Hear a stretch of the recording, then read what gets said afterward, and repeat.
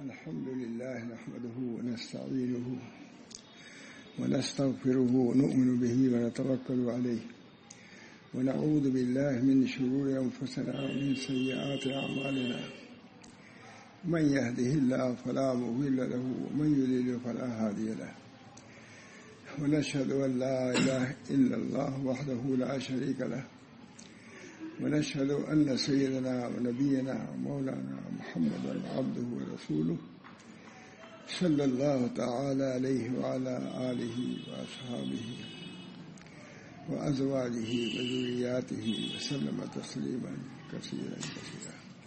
أما بعد، قال النبي صلى الله عليه وسلم: ألا إن لله في هذه أواني وهي القلوب، وأحب الأواني أصفاها وأسلمها وأرقها، أو كما قال عليه الصلاة والسلام. دوستو، بزرگوں، نبی اکرم صلی اللہ علیہ وسلم تشریف لائے تھے امت کی اصلاح کے لیے، ان کی تربیت کے لیے. اس بنا پر ہم برابر غور خوض کرتے رہتے تھے ہم کس طرح اپنی بات کو پیش کریں جس سے لوگ قبول کر لیں. ہر وقت اس فکر میں وہ رہتے تھے، ایک لمحہ کے لیے امت سے غافل نہیں ہوتے تھے. ابھی یہاں بیٹھتے بیٹھتے ایک حدیث مجھے یاد آئی. نبی اکرم صلی اللہ علیہ وسلم کو ایک نگینہ تھا جو بہت پسند تھا، بہت خوبصورت تھا نگینہ. لوگوں نے اس کی انگوٹھی میں اس کو کر دیا، پرورش کر دیا، یعنی اس کو ایسی کر کے ایک انگوٹھی بنا دیا. نبی اکرم صلی اللہ علیہ وسلم نے پہنا تو آپ کو بہت اچھا معلوم ہوا، فوراً اس کو نکال کے دے دیا کسی کو اور فرمایا کہ دیکھو، مجھے بھی یہ نگینہ بہت اچھا معلوم ہوا، دیکھنے کا جی چاہتا تھا مجھ کو، لیکن میں نے سوچا یہ اتنی دیر تک امت سے غفلت میں گوارا نہیں کر سکتا. اس نگینے کے دیکھنے میں جو وقت لگے گا اتنی دیر مجھے امت کی طرف متوجہ ہونی چاہیے تاکہ امت ہدایت یاب ہو جائے. یہ داعیہ اور جذبہ تھا نبی اکرم صلی اللہ علیہ وسلم کے بارے میں. حضرت مولانا محمد قاسم صاحب رحمۃ اللہ علیہ فرماتے تھے کہ حضرت مولانا اسماعیل صاحب شہید کو وعظ کا اور نصیحت کا اور بیان کا ایسا داعیہ پیدا ہوتا تھا جیسے اخبثین کا تقاضا ہوتا ہے، پیشاب پاخانہ کے جیسے تقاضا، اسی طریقے سے ان کو تقاضا ہوتا تھا کہ کس طریقے سے ہم لوگوں کو دین پہنچا دیں. فرمایا ایسے لوگوں کے لیے بات کرنا جائز، اور بے شک امت کے ہر فرد کو یہ داعیہ اور جذبہ ہونا چاہیے کہ کسی طرح دین کی باتیں ہم سے پہنچیں اور لوگ اس کو قبول کریں. میں نے ایک دیکھا ہے روایت کہ نبی اکرم صلی اللہ علیہ وسلم ہر نماز کے بعد کوئی بات دین کی بتلا دیا کرتے تھے کیونکہ داعیہ و جذبہ تھا. اس بنا پر میرے دوستوں، بزرگوں، الحمدللہ بہت سے علماء یہاں ہیں. یہ داعیہ و جذبہ ہم سب کے اندر رہنا چاہیے. کوئی خاص مخصوص جماعت، بعض جماعت نہیں، بلکہ ہر شخص کا فریضہ ہے. عالم کے لیے، ہر شخص کے لیے وظیفہ واجبہ ہے کہ جیسے اپنی فکر رکھتا ہے اصلاح کی، اپنے بچوں کی اصلاح کی بھی فکر رکھے اور کوئی عوام کی اصلاح کی فکر رکھے. میں لندن جاتا ہوں، لوگوں کو معلوم ہوگا بہت سے علماء وہاں ہیں. ایک بہت بڑے عالم نے مجھ سے کہا کہ مولانا سب کوئی شیخ الحدیث ہے، کوئی شیخ التفسیر ہے، لیکن 2-3 حدیث بھی کسی کو سناتے نہیں، بس ہے پڑے ہوئے ہیں، وظیفہ ملتا ہے کھانا ہے. یہ انہوں نے مذمت کے طور پر کہا. اس بنا پر عالم کی شان یہی ہے کہ اس کے اندر داعیہ اور جذبہ ہو دین کی باتوں کو پہنچانے کا. اور دعا بھی اس کو کرنا چاہیے. یہ بھی لکھا شاہ ولی اللہ صاحب نے کہ مسلم کے لیے ضروریت یہ اس کی بھی ہے کہ وہ دعا بھی کرے امت کی اصلاح کے لیے, کوشش بھی کرے اور کوشش پہ اکتفا نہ کرے بلکہ دعا بھی کرے اللہ ہماری باتوں کا اثر یہ لوگ قبول کریں. ہمارے حضرت مولانا شاہ رسول اللہ صلی رحمۃ اللہ علیہ دیہات بہت دنوں تک رہے. خود ہم نے سنا ہے کہ جب میں بیان کرتا تھا اور لوگوں کو اثر نہیں ہوتا تھا, دیکھتے قبول نہیں کر رہے ہیں, تو میں آپ کو اپنے ملامت کرتا تھا, اپنے آپ کو ملامت کرتا تھا کہ تم نے اخلاص کی یہ بات نہیں کہی, اس برابر انہوں نے قبول نہیں کیا. یہ ہمارے شیخ کا حال ہے. برابر دیہاتوں میں جاتے تھے, واس کرتے تھے, ہمارے گاؤں میں بھی جاتے تھے. طرف شوق ذوق. حضرت شاہ اندر صاحب آئے, حضرت کی کیفیت دیکھا, وہی پتہ کوئی کی بات ہے, وہی آیت پڑھی لا الک باخر. باقی وہ کیفیت جو نبی اکرم صلی اللہ علیہ وسلم کے متعلق اللہ تعالیٰ نے فرمایا, وہ کیفیت میں نے حضرت مولانا شاہ رسول اللہ صاحب کے اندر دیکھی. یہ کیفیت میرے دوستوں بتکلف پیدا کرنا چاہیے. ہم نے پڑھا ہے, ہمارے لیے کتنے محنتیں کی, ہمارے اساتذہ نے محنت کی, ہمارے پیروں نے مشاہیر نے پیر کی, ہمارے باپ نے, ہمارے ماں باپ نے اس کے لیے انتظام کیا. ہم کس مت کے ہوئے؟ سید شیخ رضا علی مصر سے جب آئے تو علی گڑھ میں بھی تقریر کیا انہوں نے, ندوے میں کیا, دارالعلوم میں بھی کیا. دونوں طلبا کو ابھارا ہے کہ تم صرف اپنے لیے نہ پڑھو بلکہ قوم کے لیے پڑھو, تب تمہارا پڑھنا معتبر ہوگا. اپنے لیے تو لوہا بھی کام کر رہے ہیں, یہ لکھا, اپنے لیے تو لوہارا بڑے بھی کام کر رہے ہیں. تم دین علی گڑھ کے طلبا کو بھی خطاب کیا ہے, اور دیوبند کے لیے تو کیا ہی ہے. تم جو پڑھ رہے ہو صرف اپنے لیے نہیں, امت کے لیے تم مفید ثابت ہو, امت کے لیے مفید ثابت ہو. آج ہمارے مدارس کو بھی اس پر غور کرنا چاہیے. ہم جو کام کر رہے ہیں یہ کام کتنا مفید ہے.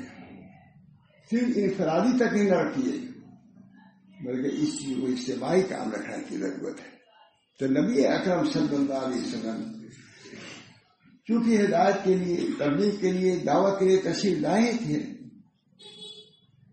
دل میں داعیہ اور جذبہ ہر وقت موجود رہتا تھا. کبھی سوال کی صورت میں کہ بتائیے یہ چیز کیسی ہے, کبھی تعلیم, کبھی ہدایت, کبھی تجربے, کسی طریقے ہر وقت امت کو لگائے رکھتے تھے تاکہ جیسے ہم غافل نہیں ہیں امت بھی غافل نہ ہونے پائے. اس کا نتیجہ کیا ہوا کہ صحابہ کی ایسی جماعت تیار ہوئی مولانا, اس کے بعد اب جماعت ویسی پیدا ہونے کی توقع نہیں ہے بلکہ نہیں ہوگی. صحابہ کرام نے سیکھا, علمنی ربی فاحسن تعلیمی, میرے رب نے مجھ کو تعلیم دیا, اس میں میری تعلیم اچھی ہو گئی. تو جب اللہ کے رسول صلی اللہ علیہ وسلم کو اللہ تعالیٰ نے تعلیم دیا ہے اور حضور اقدس صلی اللہ علیہ وسلم نے صحابہ کو تعلیم دیا ہے تو ان کے برابر کوئی ہو سکتا ہے نہیں. اس وجہ سے صحابہ کرام کی تعلیمات کو بھی پیش نظر رکھنے کی ضرورت ہے. واقعی میں کتابیں دیکھ رہا ہوں, لکھنے پڑھنے کام ہی ہے کہ صحابہ نے کیسی خدمت کی دین کی, کس طرح نبی اکرم صلی اللہ علیہ وسلم کے منشے کو انہیں سمجھا اور دین کو پہنچایا. افراط و تفریط سے خالی, اعتدال کے ساتھ.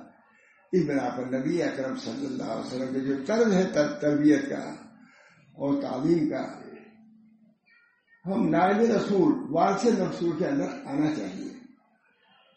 حضرت شارانی نے فرمایا ہے یہ کرسی یہ نبی اکرم صلی اللہ علیہ وسلم کی کرسی ہے. ہم جو بیٹھے ہیں وراثتاً بیٹھے ہیں اور نیابتاً بیٹھے ہیں, یہ سابقاً نہیں بیٹھے ہیں. اس لیے ہم کو وہی کرنا چاہیے جو نبی نے کیا اس کرسی بیٹھ کر کے. لکھتے ہیں شاہ ولی اللہ صاحب, ہر کی بجائے نشست وہ مردمہ بلند متوجہ شدن پورا ہما برکت کے انبیاء علیہ السلام کا دن. جو شخص کسی منصب آیا شیخوخت کے یا تعلیم و تربیت یا اور کسی درجے پر پہنچا دین کے, تو چونکہ وہ اصل نہیں ہے اس بنا پر اصل کی اس کو مطابقت کرنی ہوگی. اس وجہ سے ہم پسرو ہیں، اصل نہیں ہے. ہم پسرو ہیں، اصل نہیں ہے. اصل کی مطابقت لازم ضروری ہے.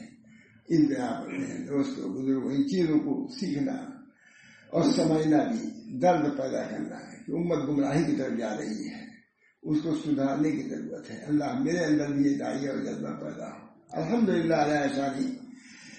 یہاں کی باتوں سے مجھے بہت تسلی ہوتی ہے، بلکہ مولانا سے کہتا ہوں کہ الحمدللہ یہاں علماء کو کچھ اصلاح تربیت کا خیال ہے. یہ بہت ہی اچھی بات ہے. اللہ تعالیٰ خوب ہی خوب انشراح کے ساتھ، تحقیق کے ساتھ، خشوع کے ساتھ، خضوع کے ساتھ اس کام کو بڑھانا چاہیے. اللہ ہم سب کو اس کی توفیق دے. بہرحال نبی اکرم صلی اللہ علیہ وسلم کا یہ کام ہی تھا، ایک لمحہ کے لیے غافل نہیں ہوتے تھے. اس بنا پر امت کے اندر بھی ایسے افراد ہونے چاہیے جن کے اندر یہ داعیہ اور جذبہ ہو. انشاءاللہ آج بھی نفع ہوگا. حضرت مولانا محمد الیاس رحمۃ اللہ علیہ کیا تھا، داعیہ کیسا تھا، کیسا جذبہ تھا. حضرت مولانا علی میاں جب تشریف لے گئے مولانا شاہ رسول اللہ صاحب کے یہاں تو دیکھا وہاں بھی وہی کیفیت دیکھی. لکھا بھی انہوں نے ہے کہ وہ جو جذبہ تعلیم کا اور تربیت کا اور اصلاح کا حضرت مولانا محمد الیاس صاحب کے اندر دیکھا، وہی چیز مولانا شاہ رسول اللہ صاحب کے اندر دیکھا. علی میاں نے لکھا اس کو. نوعیت کا فرق ہے مگر چیز وہی پائی جاتا ہے، اور ہر مسلم کے اندر یہی ہوتا ہے. حضرت مولانا قاسم صاحب ہوں چاہے مولانا اسماعیل صاحب شہید ہوں، بلکہ حضرت مولانا گنگوئی وغیرہ معمولی لوگ تھے. البتہ اسلام امت کی فکر تھی. حضرت مولانا محمد علی موگیری معمولی لوگ تھے، بہت بڑے لوگ تھے. اللہ تعالیٰ نے ان کے ذریعے سے کام لیا ہے. اس بنا پر ہم متبعین علماء و مشائخ جو ہمارے سے منسلک ہم ہیں ان کی سیرت کو بھی ہم کو پڑھنا چاہیے. لندن میں ایک صاحب ہیں بہت بڑے آدمی، انتقال ہو گیا ابھی، حضرت مولانا محمد موسیٰ صاحب کہتے تھے کہ ہم اپنے علماء کے معتقد ہیں، بہت بڑے لوگ تھے، لیکن ہم خود نہیں سمجھتے تھے. خود بہت بڑے آدمی تھے، لیکن ہم یہی سمجھتے تھے کہ علماء دیوبند کے ہم کیوں معتقد ہیں. کہا تمہاری کتاب اخبار سرف سے ہم نے سمجھا کہ اس بنا پر معتقد ہے.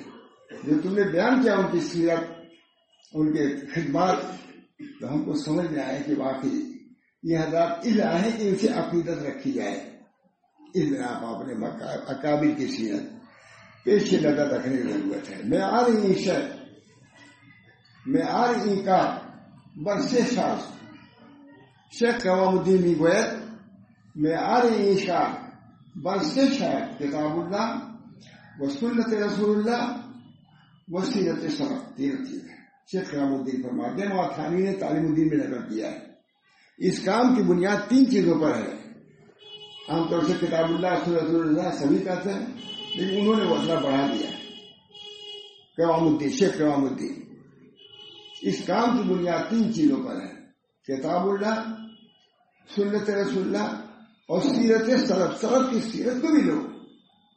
تم پوری طریقے سے سمجھ نہیں پاؤ گے کتاب اللہ، وہ ان کے عملی نمونہ ہمارے بزرگوں نے پیش کیا ہے، اس کو پیش نظر رکھو گے تو انشاءاللہ کامیاب ہوں گے. جیسے وہ حضرات کامیاب ہوئے ہم بھی کامیاب ہوں گے. اس کے لیے کتابوں کی دیکھنے کی ضرورت ہے، پڑھنے کی ضرورت ہے، خود اس کو سمجھنے کی ضرورت ہے، اور اسے عمل میں کسی کی اقتدا کی بھی ضرورت ہے. اللہ ہم سب کو اس کی توفیق دے. تو نبی اکرم صلی اللہ علیہ وسلم نے دعوت و تبلیغ کا پورا کام انجام دیا ہے. کوئی اس کے اندر کسر نہیں، کوئی کمی نہیں، پوری خدمت انجام دیا ہے.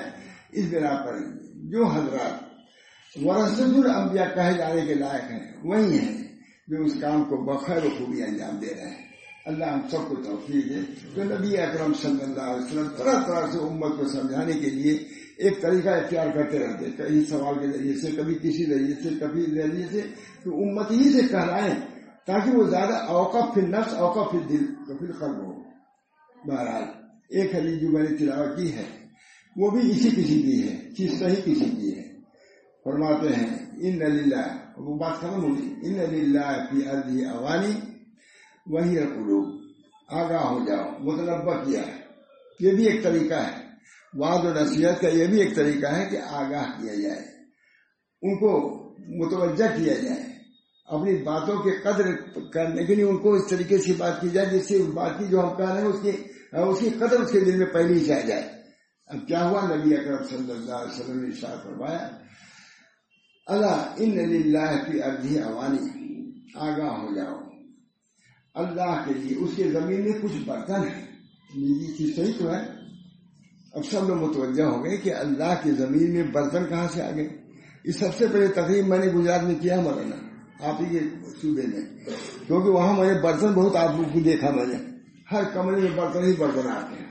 تب جیسے ہمیں کتبہ رہتا ہے اسی طریقے سے یہاں مچان رہتی ہے، سب برتن اتنا خوبصورت معلوم ہوتا ہے کہ کسی قبضے کی ضرورت ہی نہیں.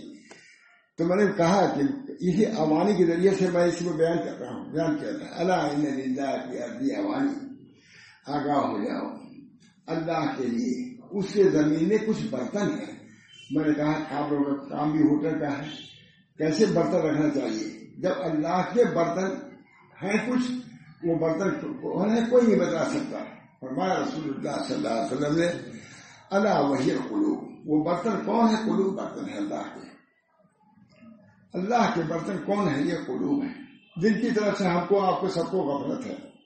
پھر ایک حدیث جو آتی ہے جو تمام علماء کے زبان ہے اور بیان بھی ہوتا ہے الحمدللہ، آگاہ ہو جاؤ، تمہارے بدن میں ایک گوشت کا لطرہ ہے، اذا صلح صلح الجسد اذا فسد فسد. یہی ایک حدیث ہے کہ ہمارے بدن میں ایک گوشت کا لطرہ ہے کہ جب وہ صالح ہوتا ہے تمام بدن صالح ہو جاتا ہے، اور جب وہ فاسد ہو جاتا ہے تمام بدن فاسد ہو جاتا ہے. عام طور سے یہی حدیث ہم کو بھی معلوم، سب کو عام طور سے یہی سنا ہے، لیکن اس کو اہل علوم نے نقل کیا. میں نے اس حدیث پر مولانا صاحب نے بیان کیا ہے اور مظاہر علوم نے بیان کیا ہے کہ قلوب کی اصلاح کے لیے یہ بھی ایک حدیث ایسی ہے کہ اس کو پیش نظر رکھا جائے. الا ان للہ فی ارضہ اوانی وہی قلوب، آگاہ ہو جاؤ، اللہ کے زمین میں کچھ برتن ہیں. کس کے؟ اللہ کے برتن ہیں. اب سب لوگ متوجہ ہیں کون برتن ہے؟ وہی قلوب. یہ قلوب جو ہیں اللہ کے برتن. معلوم ہو جائے کہ یہ شیخ کا ہمارا برتن ہے تو برتن کی قدر ہو جاتی ہے کہ نہیں؟ شیخ نے اس پیالی میں چائے پی ہے، قدر ہو گئی کہ نہیں؟ گلاس کی قدر ہوتی ہے، پیالی کی برتن. اب میں تو گیا تھا ایک دفعہ بہت بات جزیرہ ہے امریکہ کے قریب، بالکل اسی کے جزیرہ ہے. معلوم ہوا کہ ایک برتن رکھا ہے اندرا گاندھی کا، جسے اندرا گاندھی نے اسے کھایا ہے. میں نے کہا اللہ ہو گئی، تب تو مجھے اور ہوگی کہ برتن کی ذمہ داروں نے بھی قدر ہے. برتن کس کا برتن؟ اندرا گاندھی کا کھایا ہوا برتن. معلوم ہوا کہ برتن کی بھی قدر ہے. نبی اکرم صلی اللہ علیہ وسلم نے برتن سے تعبیر کیا کہ برتن سے سب کو تعلق ہوتا ہے. اس بنا پر جو ہم کہہ دیں گے کہ اللہ کا برتن یہ قدر ہے تو اس کی اصلاح سے سب کو توجہ ہو جائے گی. الا ان للہ فی ارضہ اوانی وہی قلوب واحب الاوانی اصفاها واشربها ورقها. اور بہترین برتن یہ ہیں جو صاف ستھرے ہوں.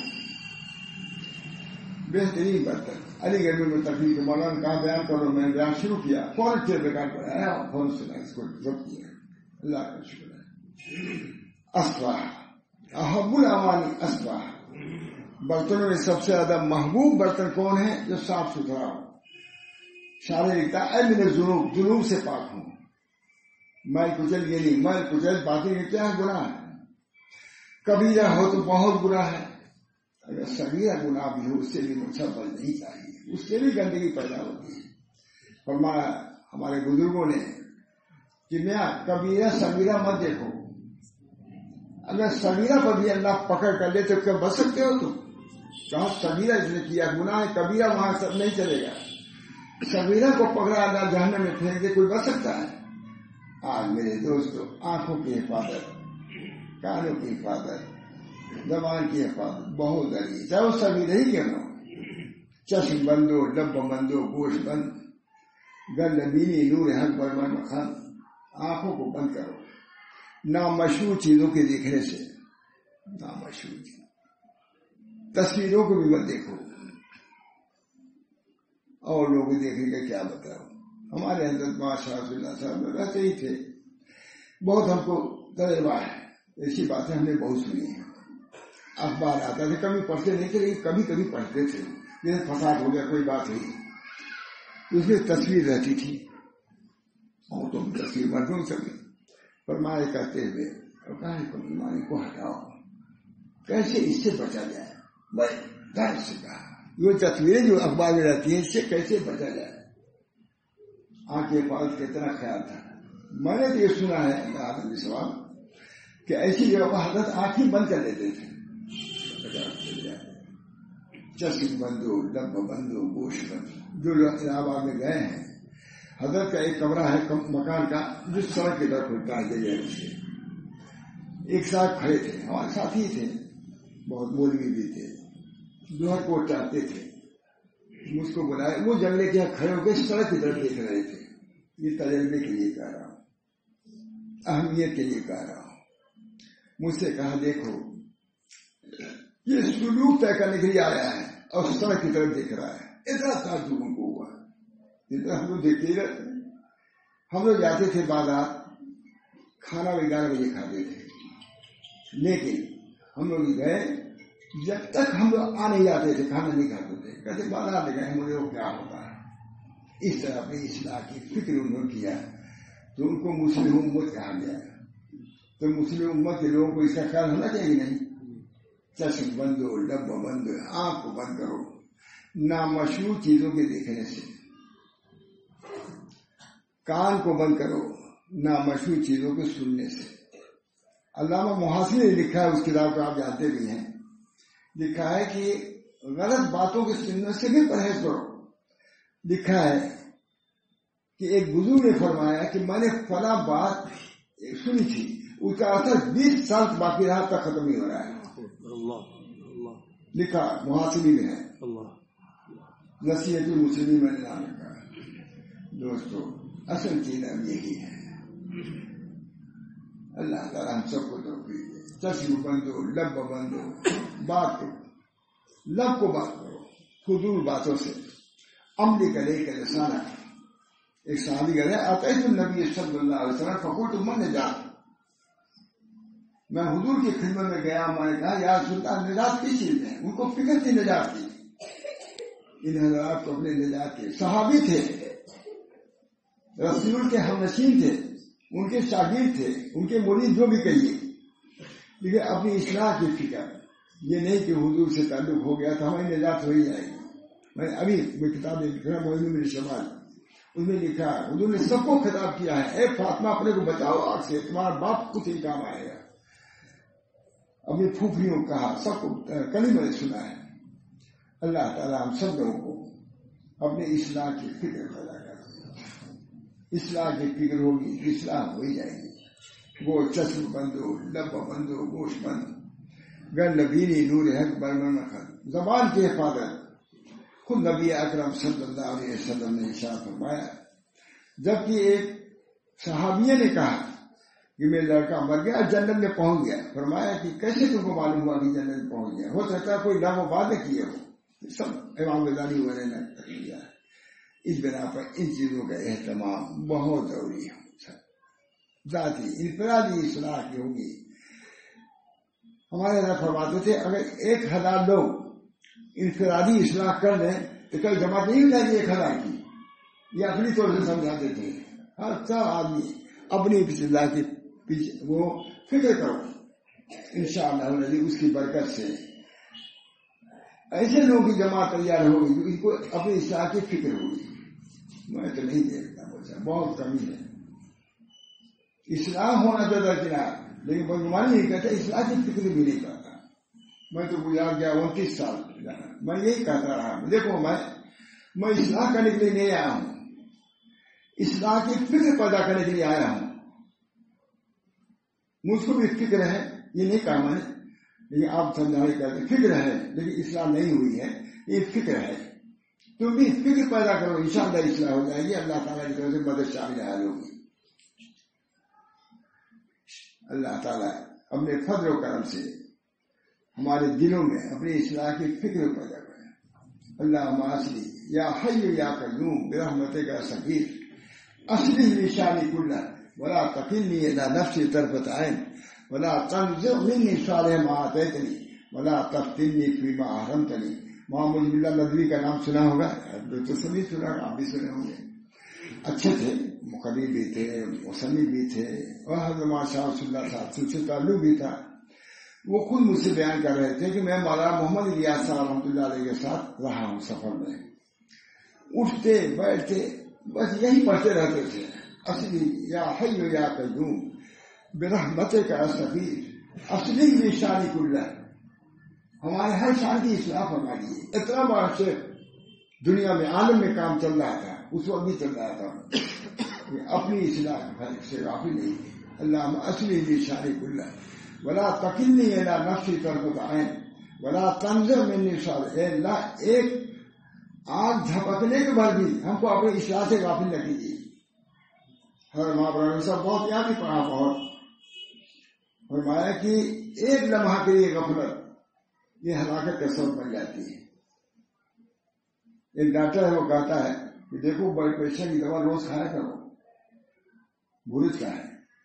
کہا ایک دن نہیں کھاؤ گے ہو سکتا اسی وقت ہمارا قلب کا ہو جائے، بلڈ پریشر بڑھ گیا خبر. چنانچہ ایک بہت بڑے وہاں نائب محتمین تھے، انہوں نے خود مجھ سے کہا کہ ایک دن دوا نہیں کھایا بلڈ پریشر کی اور اس کو ایسے ان کے انتقال ہو گیا. تو بلڈ پریشر کا جب یہ اثر ہو سکتا ہے میرے دوست، جس وقت آپ نے غفلت برتا، شیطان آپ مسلط ہو گیا، کیا کیجیے گا؟ اسی وقت موت آ گئی تو کیا کیجیے گا؟ اللہ اس طرح کا اپنے موت کا استحضار مراقبہ موت، سب سے بہترین مراقبہ مراقبت موت ہی ہے. امام غزالی نے اس کو تفصیل سے لکھا ہے.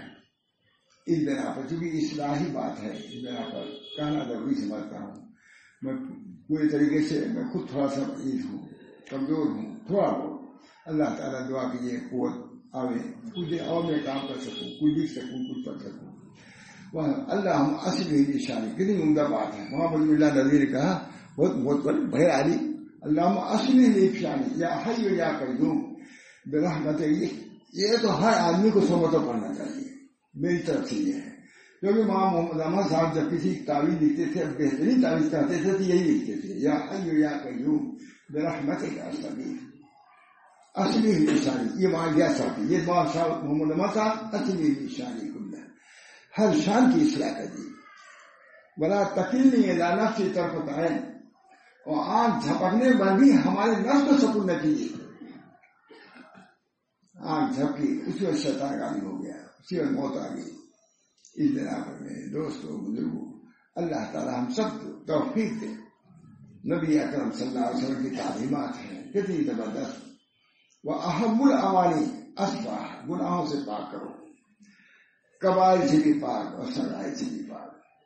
کبائر کا جو تعلق کہتے ہیں ضاعت صلاتوں کو جیسی ہے، کہتے ہیں کہ نماز ضائع ہو گئی، چھوٹ گئی. یہ کہو، یہ نہیں کہو کہ ہم نے چھوڑ دیا، کیونکہ مومن کی شان سے یہ نہیں کہ نماز کو قصدن کر چھوڑ دیں.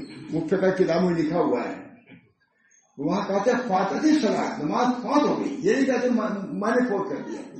نویدا وغیرہ میں ہے، معلوم ہوا کہ نماز کا ترک کرنا کیا ہے؟ کبیرہ ہے.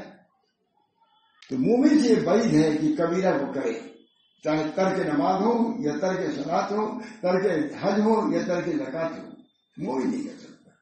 فرائض معمولی چیز ہے. سب سے زیادہ قرب فرائضی کے اندر ہے. نوافل کا قرب اسی وقت معتبر ہے جبکہ فرائض کا قرب اس کے ساتھ ہوگا. پوری حضرت کی تفصیل ہے، 50 صفحے میں اسے بات کیا ہے حضرت ماشاء اللہ. فرائض سب سے زیادہ قرب ولایت کے لیے اللہ سے سب سے زیادہ قرب کیا ہے؟ فرائض. اور اس کے بعد اگر نوافل کا قرب بھی ملا دیا پر نور ہے. فرائض اللہ تعالیٰ ہم کو فرائض کے تکمیل، اس کے ادائیگی کی توفیق دے. اس کے ساتھ ساتھ قرب فرائض اور قرب نوافل الگ الگ ہے. قرب فرائض کے ساتھ قرب نوافل ہو تو اس کے ترقی کا ذریعہ ہے، اور صرف قرب نوافل ہے فرائض کچھ نہیں، اسے ندی خالد بھیج دیا جائے گا، کوئی اس کا درجہ نہیں ہے. شاہ اسماعیل صاحب نے کہا ہے کہ لوگوں نے اس وقت فرائض کو کہتے ہیں بیگار سمجھ رکھا ہے. یہ بیگاری جس سے ہوتی ہے اس طرح سمجھ رکھا ہے. یہ نہیں ہونا چاہیے، بلکہ فرائض میں اصل قرب جو ہے فرائض میں ہے. لیکن اس فرائض کی تکمیل کیسے ہوتی ہے جب کوئی بے نوافل ہوگا، تہجد کی نماز ہے، عشاء کی نماز ہے، کچھ تھوڑی دیر تک کے لیے ان چیزوں کا بھی اہتمام ہونا چاہیے. کیا زندگی ہے ہماری، ہم سب خالی ہیں، لیکن کچھ تو فکر ہونی چاہیے. اللہ تعالیٰ ہم سب لوگوں کو اپنی اصلاح کی فکر پیدا فرمائے. وہ احب الاوانی اسفاہ، اردو نے نہیں فرمایا ہے، سارے لکھ رہا ہے. اے من الذنوب، گناہوں سے، کبائر سے تو دوری ہے ہی ہے، سغائر سے بھی بچو. آنکھ کیا ہے، کان کیا ہے، یہ سب کیا ہے، یہ سب چاہے سغائر اب سمجھیں لیکن ہے اس کے بہت قابل ہے، تو اس کو ترک کرنا چاہیے. ہمارے حضرت تھانی نے کہا کہ اللہ کی وہ ذات ہے کہ اگر ایک صغیرہ سے جہنم میں پھینک دے اس کو اجازت ہے، اس کے لیے روا ہے، کوئی اس کو منع نہیں کر سکتا کہ آپ صغیرہ کو ایسے جہنم میں بھیج رہے ہیں. اللہ کی نافرمانی تو ہے، نافرمانی فرق ہے. ایک بڑے آدمی نافرمانی، ایک چھوٹے آدمی نافرمانی. حضور کی اللہ کی نافرمانی کر رہا ہے، جو چاہے اللہ تعالیٰ کرے. سب سے صاف اسفاق نا اندر جملہ ہے، بہترین برتن ہے جو صاف ستھرا ہو. وہ اسلم ہوا دوست، اس میں کیا ہو، مضبوطی ہو. اسلم کا مطلب کیا ہے، اس کے اندر مضبوطی ہو. خوبصورت نہیں مراد ہے، سختی نہیں مراد ہے، بلکہ اعتدال مراد ہے. اسلم ہوا، اس کے اندر ہو. فرماتے تھے ہمارے حضرت، فرماتے تھے کہ میں سخت ہوں لیکن ریشم کی طرح سخت ہوں. دیکھنے میں تو نرم ہے لیکن اپنے مسلک میں سخت ہوں. تو اسلم ہوا کا مطلب یہی ہے کہ اس کے اندر مضبوطی ہونی چاہیے. ایمان نہ ہو، یہی مقبول رہی ہر ہوا کے ساتھ چل پڑے. امریکہ سے کوئی آیا، کسی اور نے آگے کچھ کہا. ہم لوگ جا رہے تھے عبداللہ کی شادی میں، یہیں پر ہم لوگ گئے ایک مسجد میں آگے، وہاں معلوم ہے فلاں جماعت کے لوگ ہیں، سمجھ جائیے قادیانی لوگ. نماز پڑھا ہم لوگوں نے، ان کے ابا سے کہا کہ آپ کو اتنا معلوم نہیں کہ یہاں کیا ہو رہا ہے. پھر اس کے بعد کیا انہوں نے، وفا سے کہا میں نے.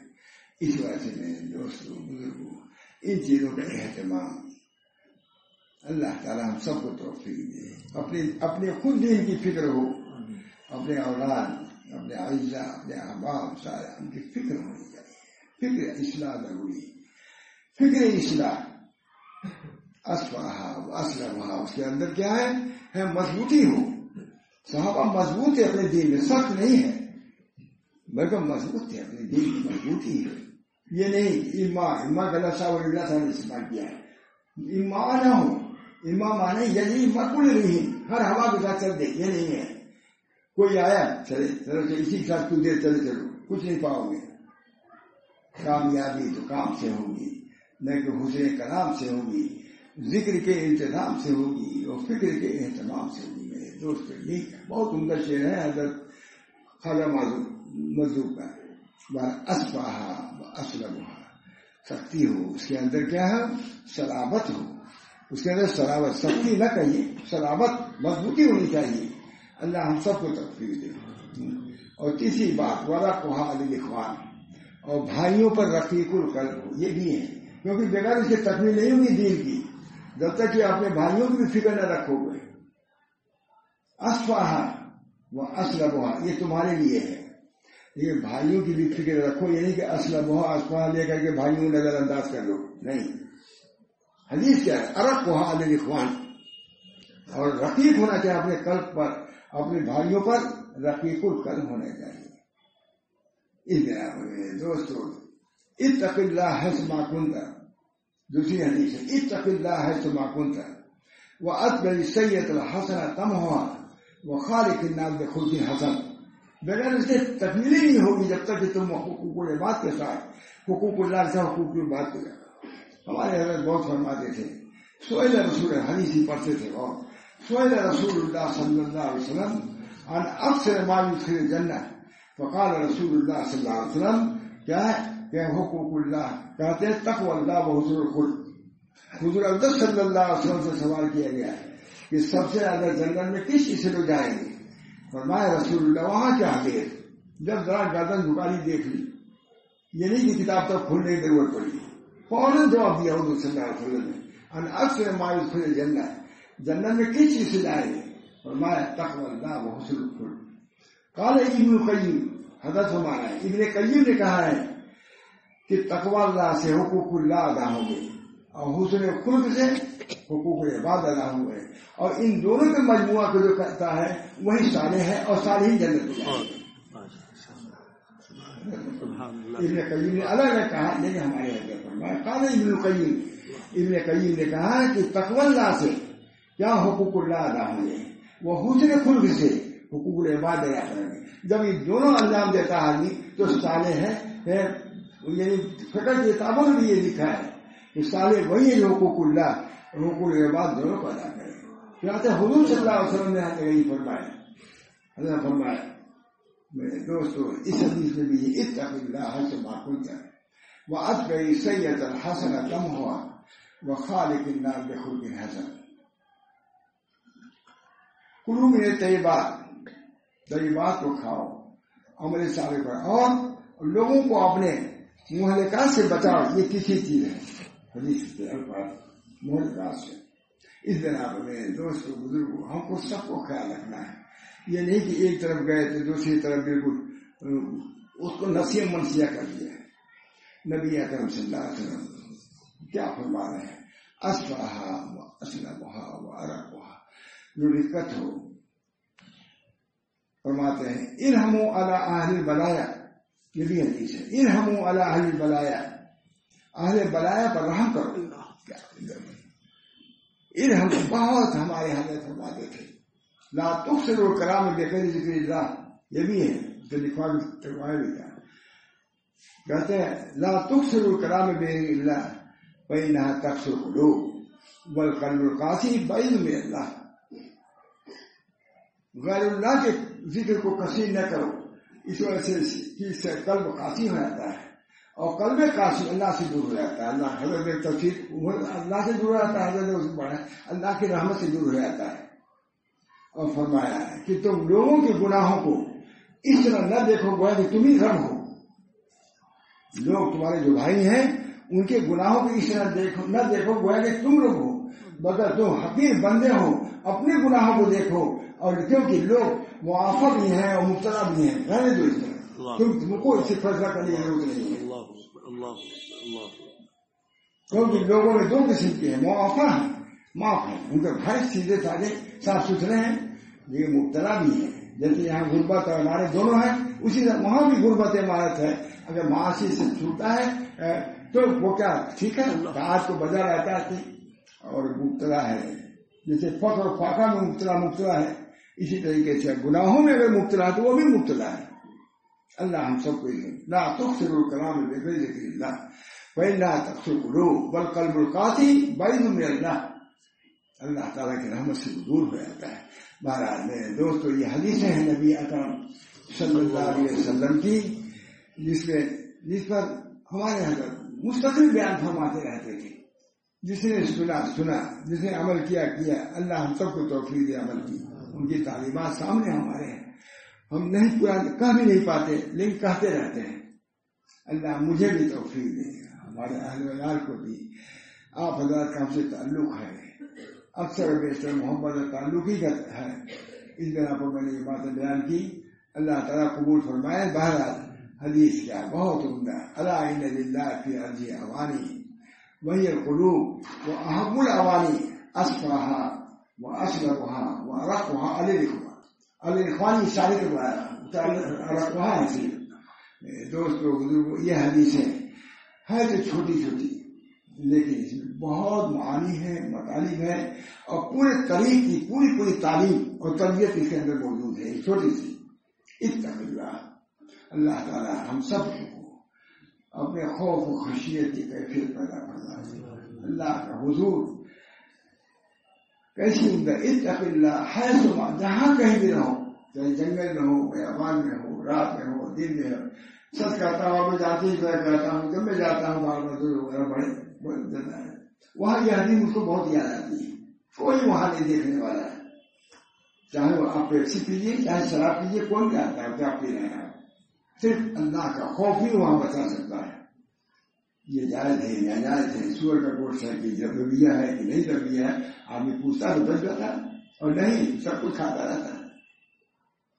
دوستو بزرگ, اللہ تعالی ہم سب لوگوں کو اللہ کا خوف, اللہ کے رضا, الایمان, بہت میں نے سنا حضرت سے, الایمان بین الخوف والرجا. حضرت مولانا محمد علی مونگیری صاحب کے کہیں بیان کیا. حضرت مولانا محمد علی مونگیری سے کوئی پوچھتا کہ حضرت مزاج کیسا ہے, فرماتے تھے کہ کیا مزاج پوچھتے ہو, جب اللہ کے یہاں سے یہ ندا کر دی جائے گی کہ محمد علی جنت میں چلے گا تب میرا مزاج پوچھنا. حضرت کی شرکت ہے کیونکہ ابھی تو بین الخوف و رضا میں ہوں, جب تک اللہ کی ندا نہ جائے کہ تم جنت میں چلے اس وقت مزاج کیا پوچھتے ہو. مومن کے مزاج تو مرنے کے بعد ہی. بہت ایک اور واقعہ بیان کرتے تھے حضرت, یاد آ گیا بہت دنوں کے بعد. حضرت کے کچھ مریدین تھے, ایک بزرگ تھے ان کے مریدین تھے, تو جاتے تھے بتے جس مجلس سے جا رہے ہیں, ایک لڑک کسی کی عورت تھی, وہ کہتی تھی ارے بھائی تمہارے یہ کیا حال ہے, کوئی برے الفاظ میں کہتے تھے, اور یہ کہتی تھی کہ اس بکرے کی داڑھی اچھی ہے کہ میرے یہ ہے اچھے. حضرت سے کسی مدد سنا ہوگا تم کیسے تمہارے پاس سنا جاؤ گا, میری داڑھی تمہارے پیر کی داڑھی اچھی ہے یا میرے بکرے کی داڑھی اچھی ہے. لیکن یاد آ گیا, میں بھول جاتا ہوں, میری داڑھی اچھی, تمہارے میرے بکرے کی داڑھی اچھی ہے یا تمہارے پیر کی داڑھی اچھی ہے. یہ خاموش رہتے تھے, داڑھی پیر کی متعلق اتنی بڑی بات سنتے تھے. یہ دفعہ آگے کہا انہوں نے کہ حضرت ہم کو بہت تکلیف ہوتی ہے جب یہاں سے واپس ہوتے ہیں, ایک خواہشہ عورت ہے وہ یہ کہتی ہے کہ تمہارے پیر کی داڑھی اچھی ہے یا ہمارے بکرے کی داڑھی اچھی ہے. وہ پیر صاحب خاموش ہو گئے. ہوگا بھائی, کہا لیکن جب میں مر جاؤں, رہے ہوں گے بوڑھے ہم لوگ چلا, تو جنازہ اسی طرف لے جانا, اسی عورت طرف سے. کوئی یقین کہا جاتا ایمان, میں نے وہاں لے گیا کرامات الاولیاء کو, بس جنازہ اسی تھے, بیٹھ گئے, جنازہ جا رہا تھا, بیٹھ گئے. میرے پاس یہ پہلی کرامات الاولیاء ہے کو, اور یہ تمام اہل سنت والجماعت کے نزدیک کرامات ہیں. میں نے کتنی مرتبہ سنا ہے, اس حضرت سے میں کہہ نہیں سکتا کتنی مرتبہ. وہ بیٹھ گئے حضور اور کہا آج مجھ کو معلوم ہوا کہ میری داڑھی تمہارے بکرے کی داڑھی سے اچھی ہے. مرنے کے بعد آج مجھے معلوم ہوا کہ میری داڑھی تمہارے بکرے کی داڑھی, اور فوراً لٹ کے دبڑ کر دیا. دوستو آخر مرحلہ جو بھی ہو, اللہ تعالیٰ ہم سب لوگوں کو ایمان پر نعمت سے نوازے, عافیت عطا فرمائے, اور ساری امت بھی اللہ اصلاح فرمائے, اصلاح کی طرف متوجہ فرمائے. دعا ہے, تلاوت ہے, ذکر ہے, کچھ نہ کچھ اہتمام ہو. گھریلو معاملات ہیں, محلوں کے معاملات ہیں, باہمی معاملات ہیں, سب میں شریعت کو پیش نظر رکھا گیا. لکھا ہوا ہے, عام طور سے علماء جانتے ہیں کہ اسلام کی تعریف کیا کہی ہے کہ گردن نہادن باطاعت, یہ کہا جاتا ہے اطاعت کے ساتھ گردن کو جھکا دینا کیا ہے اسلام ہے. لیکن سیدنا رفاعی فرماتے ہیں کہ اسلام یہ ہے کہ اپنے طبیعت اور شریعت کو غالب رکھو. یہ دوسری بات ہوئی ہے کوئی یہ جو بیان کرنے والے, جہاں شریعت کا اور طبیعت کا مقابلہ ہو. طبیعت کہتی ہے کہ اس کو سلام بھی نہ کرو, شریعت کہتی ہے کیا وجہ سلام کر دو, کہاں سلام شفقت کرو. یہ ہے شریعت. جہاں شریعت کا اور طبیعت کا مقابلہ ہے اس میں شریعت کو مقدم کرنا, یہ ہے اسلام. سید عبد القادر جیلانی کے ہم زبردست صاحب کرامات وہ لکھتے ہیں. عافیت کی بھی تعریف بہت سے آتے تھے حضرت. عافیت کی تعریف یہ ہے کہ رزق کے بلا مشقت ملے. بڑے بڑے علماء رہتے تھے, آتے ہیں سارے پوچھتے تو بتائیے عافیت کیا تعریف ہے, وہاں تو سوال جواب میں ہوتا رہتا ہے. بڑے بڑے کوئی ہو سب کوئی, بتائیے عافیت کی تعریف کیا ہے. کہتے مجھ سے سن لیجیے, سیدنا رفاعی فرماتے ہیں عافیت کی تعریف یہ ہے کہ رزق کے بلا مشقت ملتا ہے. سانس بلا مشقت کے آتی جاتے رہے، یہی صحت ہے. روزی میں بھی بہت زیادہ مشقت نہ ہو. سانس آنے دے، سانس کی بیماری چلی ہوئی ہے، آئے نہیں کورونا صاحب، سانس کی بیماری چل رہی ہے. اور تیسری بات کہا ہے کہ عمل میں اخلاص ہو، یہ آپ نے جس کی بلا مشقت ملتا رہے، سانس آسانی سے آتی جاتی رہے. اور تیسری بات یہ ہے کہ عمل اخلاص ہے. کتنی جامع تاریخ ہے. تو علماء سے وہ پوچھتے بھی رہتے، کہیں معلوم تھا آپ کو؟ تو میں نہیں پوچھ سکتا بھائی، آپ مجھ سے چاہے کریں تو وہ تو ان کو درجہ تھا، وہ پوچھ سکتے تھے سب سے چاہے دیکھ عالم ہو چاہے میں نہیں پوچھ سکتا، لیکن نقل تو کر سکتا. نقل کر دیا میں نے. بہرحال دعا کیجیے، یہ حضرات کی تعلیمات تھی، اپنے مشائخ کی، اپنے بزرگوں کی یہ تربیت کا انداز تھا. شریعت کے احکام کو کس انداز سے پہنچاتے تھے، دل سوزی سے، دل جمعی سے، ہمدردی سے پہنچاتے ہی رہتے تھے، کوئی وقت خالی نہیں رہتا تھا. دعا کیجیے اللہ تعالیٰ ہم سب کو ان کے طریقے کو اختیار کرنے، اس پر خود عمل کرنے کی توفیق مرحمت فرمائے، اور سارے عالم کو اس بات کو پہنچا دے اللہ تعالیٰ. حضرت فرماتے تھے بچہ، میں کمرے میں بیٹھا ہوا ہوں، میری آواز کمرے کے باہر نہیں آ رہی ہے، یہ سب کچھ کرتے تھے، لیکن خدا نے چاہا تو میری آواز پوری دنیا میں پھیل جائے گی. اللہ تعالیٰ ایسے ہی فرمائے، ہم لوگوں کو اس کا ذریعہ بنا دے، اور تاکہ ان کی جیسی مغفرت اور آخرت میں ان کی عزت ہم لوگ بھی میں شریک ہو جائیں.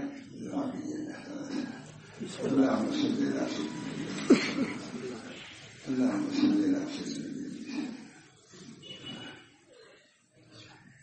بڑی خوشی ہے، علماء اتنا جمع ہے. مولانا احمد نصر صاحب کی تشریف لا رہے ہیں، میں نے بھی بیان کر دیا. اللہ تعالیٰ اس کو قبول فرمائے، اور آپ حضرات بھی اس کو قبول فرمائے، اس کے مطابق ہم سب چلیں، اور اللہ تعالیٰ کی مدد، اللہ کے نصرت کے ہم سب مطمئن رہیں. اللہ ان سب چیزوں کو پوری فرمائے. ربنا آتنا فی الدنیا حسنہ وفی الآخرۃ حسنہ وقنا عذاب النار. ربنا لا تزغ قلوبنا بعد إذ هديتنا وهب لنا من لدنك رحمة إنك أنت الوهاب. اللهم أصلح أمة محمد صلى الله عليه وسلم، اللهم ارحم أمة محمد صلى الله عليه وسلم، اللهم فرج عن أمة محمد صلى الله عليه وسلم، اللهم اغفر لأمة محمد صلى الله عليه وسلم، اللهم تجاوز عن أمة محمد صلى الله عليه وسلم.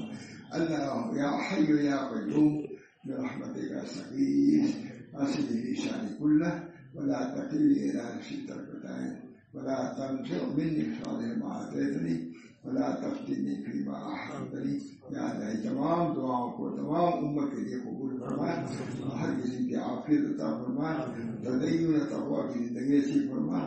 یا اللہ اپنی رضا خوشنودی سے ہم سب لوگوں کو مشرف فرمائے. نبی اکرم صلی اللہ علیہ وسلم کی شفاعت کبریٰ سے اللہ تعالی ہم سب کو بہروار فرمائے، اور جنت فردوس میں ہم سب کو مقام عالیہ عطا فرمائے.